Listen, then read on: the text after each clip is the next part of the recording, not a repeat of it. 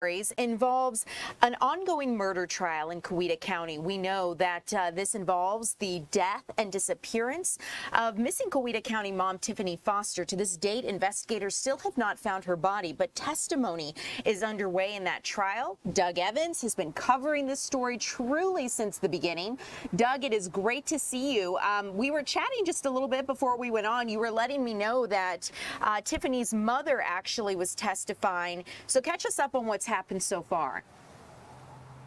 That's right, Ariel. A lot has happened since we talked yesterday on Fox Local. Let's go ahead and roll the video. We did hear from Tiffany Foster's mother, and so did the jury. She's Katrina Hill, and she's played an active role in the hunt for her daughter since March of 2021. She had a couple of important points to tell the jury. First of all, it has to do with the November 2020 abduction of Tiffany Foster, in which her fiance Reginald Robertson is also charged with. He's charged with kidnapping and aggravated assault. Now, she says that Reggie told her that he took Tiffany to an abandoned house here in Coweta County, tied her up with zip ties, blindfolded her, and fired a gun. Now, a detective also testified that they found that abandoned house on Lower Fayetteville Road in Coweta County. It was confirmed by cell phone activity from Tiffany Foster's cell phone because she had accidentally or on purpose maybe dialed 911. Regardless, she didn't know that the call had connected, but she's heard on that call screaming, "Reggie, you're scaring me. Reggie, you have a gun." It then went dead, the line did. Now, the detective said they found zip ties, they found a shell casing, and they found a bullet hole in the ceiling, and they showed the jury pictures of all of that from this abandoned house. And then a Noonan police officer testified about pulling Tiffany's car over that night. This is after the abduction, allegedly. And in the cars, Reginald Robertson is driving. The officer said he's calm, he's cooperative, but in the front seat, in the passenger seat, is Tiffany Foster, and she's very upset. She's hysterically crying, and she won't answer any of the police officers' questions. They repeatedly ask, "What's wrong? What's wrong?" Very gently trying to get information out of her. She's just so distraught, and she says, "I can't tell you because he'll kill me." We also heard from a friend of Tiffany's, a friend that lived in Texas, someone she was supposed to visit in March, but of course never made that flight. She testified in the weeks before the disappearance, Tiffany had texted her repeatedly that she had planned on leaving Reginald Robertson. That friend is also the one who received one of the last text messages from Tiffany that friend got, saying, "If something happens to me, Reggie did it," in all caps. And so today that testimony continued with the children of Tiffany Foster, one of whom, a teenage daughter, received one of the last text messages from Tiffany Foster's cell phone. They showed it to the jury. It simply said, and it was dated March 1st, the day of her disappearance, just afternoon, and it simply said, "I'm going out. Let me know if you need anything." But here's the deal. Did Tiffany Foster send that message, or did somebody else send that message from her phone? And the reason that I say that is that police and the prosecutors say there's no evidence that anyone saw Tiffany Foster on the day that she is said to have disappeared on March 1st. Only one person, Ariel, said that he saw her. Guess who that is? I'm going to let you guess. Reginald Robertson? "I saw her." Reginald Robertson said, "I saw Tiffany.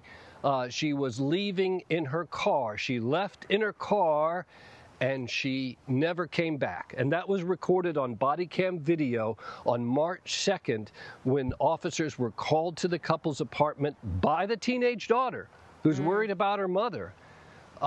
And they respond, Reginald is seen on that video, and he says, "I saw her yesterday. She left in her car." And they said, "Well, where's her car?" And he said, "With her." Okay? That's important. You know why that's important? because there's surveillance video from later on March 1st in the evening of him in Tiffany's car. Right. Withdrawing money from her ATM, with her ATM card, and then going to a hardware store and buying a shovel. So they believe, and they said that in their opening arguments, Ariel, that was a lie. When he said she left with her car, she's got the car, they're saying that he lied about that. So, Doug, I've been taking so many notes throughout what you've been telling me. The first thing I think I have to say is just how sad the situation is, especially considering Tiffany had children and the fact that the children were involved, her teenage daughter calling 911. No child should ever have to face that. I'd like for you, if you can, very, big picture here for those who are streaming along with us, distill the timeline down. So, we understand that November 2020, that 911 call is placed where she says, Reggie, you have a gun. And then in March 2021, we understand she goes missing. Just give us the big picture of the timeline for context. Okay, great question.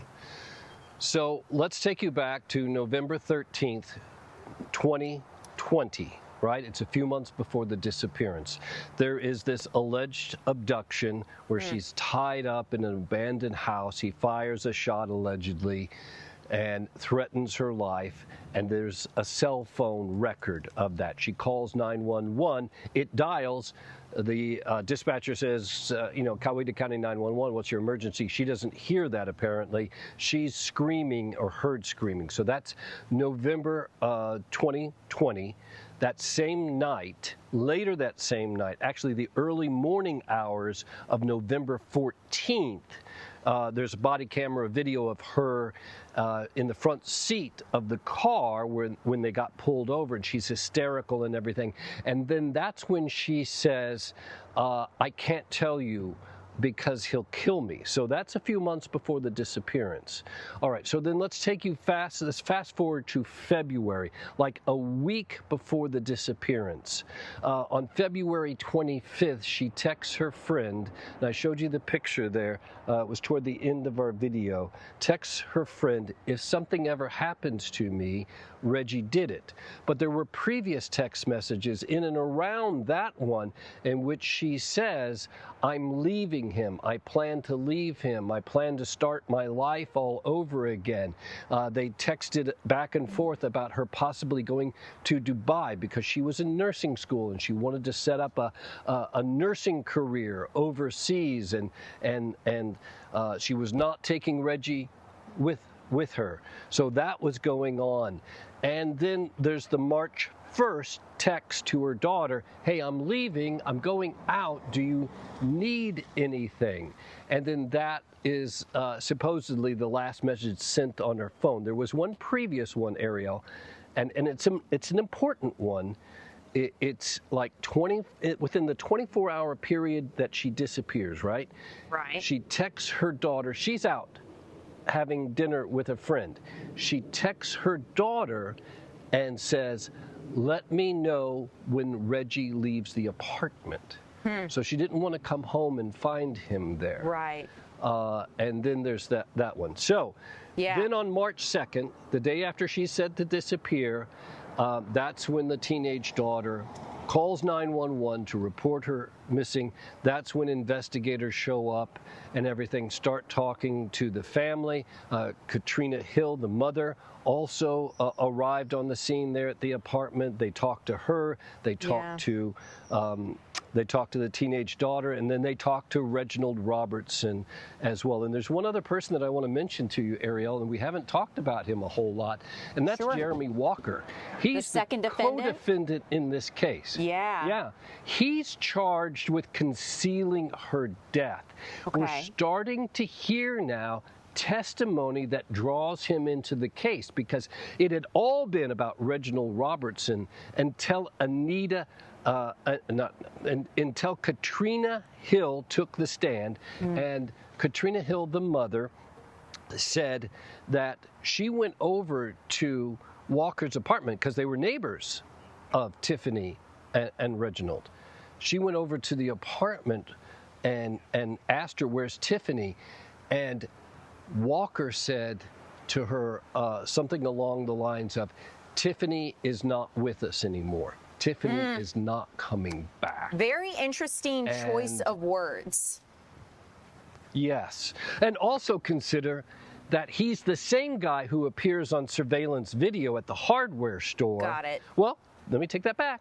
He's the same guy who's in the car with Reginald Robertson when they're withdrawing, in Tiffany's car, when they're withdrawing money out of an ATM on March 1st, then going to a hardware store. He's on Home Depot surveillance video with Reginald Robertson when they're buying these odd tools. Well, they're not so odd, shovel, bolt cutter, but you put it into the context of the disappearance of someone, then maybe they don't seem so odd, right? Yeah.